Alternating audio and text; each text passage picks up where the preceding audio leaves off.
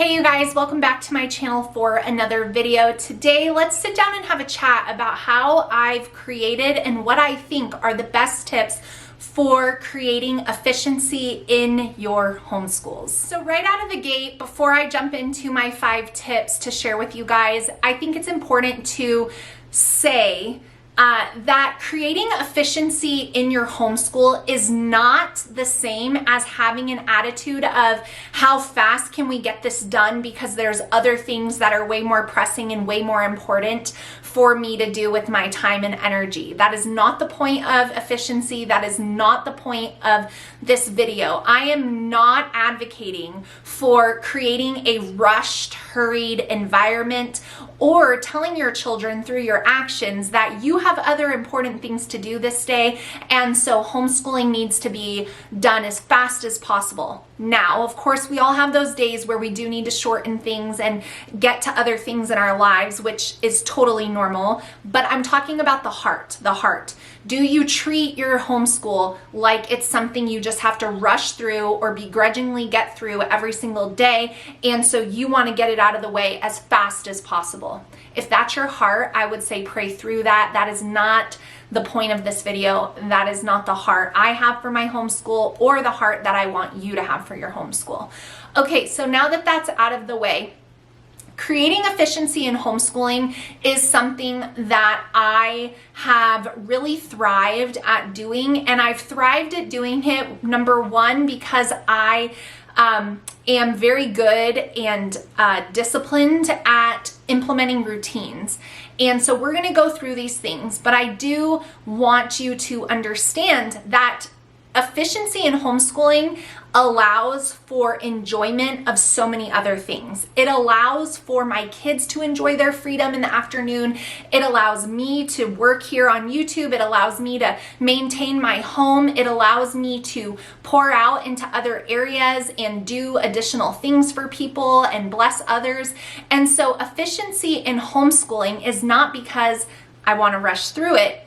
It is because there is a blessing in being disciplined and having order in your homeschool. And I know that I might already be stepping on some toes, but the point of it is you can homeschool however you want, with whatever you want, with whatever resources you use, and you can still have efficiency in your days so that you're not just spinning your wheels every day feeling like you are never getting anywhere. So when my kids were younger, all of these things were things that I did. I laid the groundwork when they were younger, and as they've aged and matured, I have definitely reaped the benefits of that hard work that I did at the beginning. And as I was preparing for this video, I was really thinking to myself, what are the things that I do? If I had to narrow it down to 5, because there are probably more, that have created efficiency in our homeschool so that we can enjoy our lives beyond our homeschooling book work time. So that is what I am here to tell you. So the first tip I have for you for creating efficiency in homeschooling is to do the same routine every single day. Do it every day. Let your kids understand it. Let them know it. Do the same routine, the same morning routine, the same wake up routine, the same chore routine, and especially the same homeschooling routine.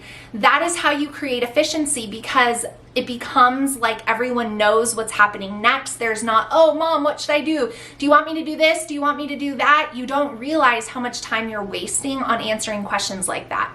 So even when your kids are younger, if you do the same routine every single day, it will maximize efficiency in your homeschool.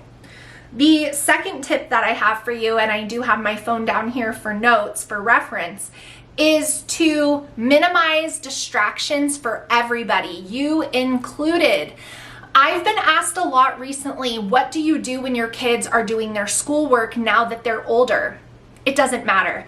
I do not get up and buzz around the house like a busy bee I'll change laundry, I will do that, but only at certain moments. But I'm not like vacuuming and dusting and having a phone conversation with a friend and working on my computer. Like, I'm not doing any of that, because the distractions starts with us as a mom, and then it shows to our children. So I minimize distractions. My phone is on silent. There's nothing else going on. There's no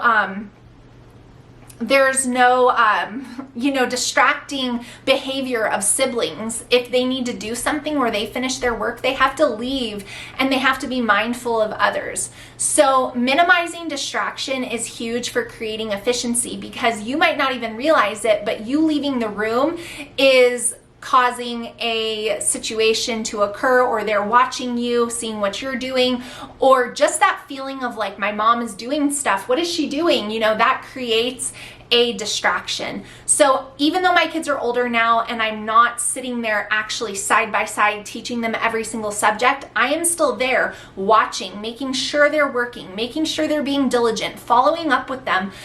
Some things I am still teaching to my high schoolers, so there's still moments of that as well. But when I'm not, I will maybe bring my planner and sit quietly and write things down, but that is like the extent of what I am doing while we are doing school, because distractions start with us as moms.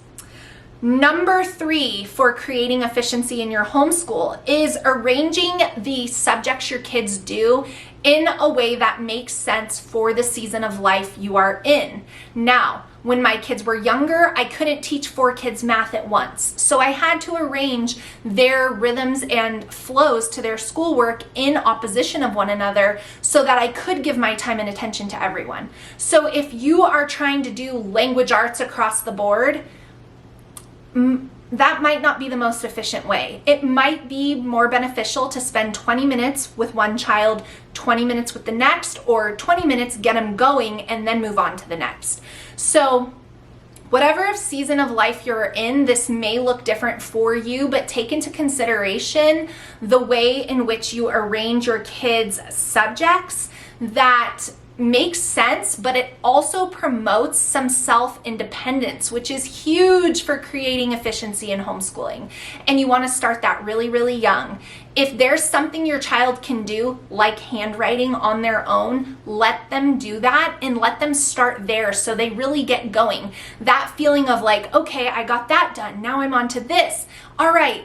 Good job. That kind of encouragement, you're doing great today, and moving through their subjects is so, so great when they're young, and it carries over when they're older too.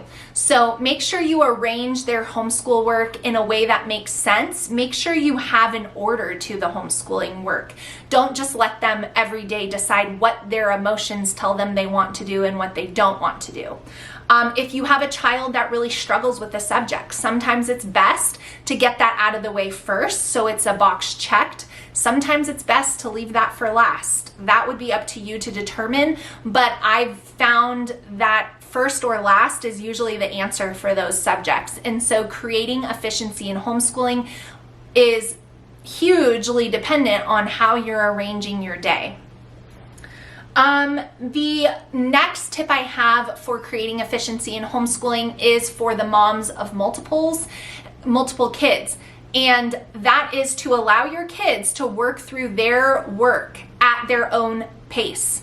If you've got a child who finishes very quickly, do not hold them back for the sake of them being done before their sibling. Let everybody work at their own speed. Some days one might be done sooner, the other might happen the next day, and that's okay, and that's probably a conversation you need to have with homeschooling in your home, is that everyone is not going to finish at the same time. However, there's big benefit in allowing kids to work at the speed that is beneficial for them. Holding a child back who wants to be done is very unmotivating for that child. And hurrying a child who needs more time is very frustrating for that child.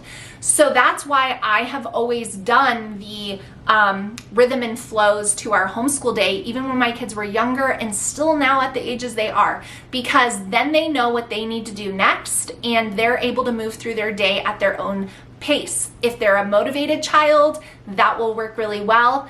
And if they are unmotivated, once they learn that if they keep going, they get things done much faster, then there's benefit to that too. And I would not hesitate to point out to them when they're reaping the benefits of being diligent, like, oh, isn't that nice that we got to go do this thing in the afternoon because you were so diligent in school today?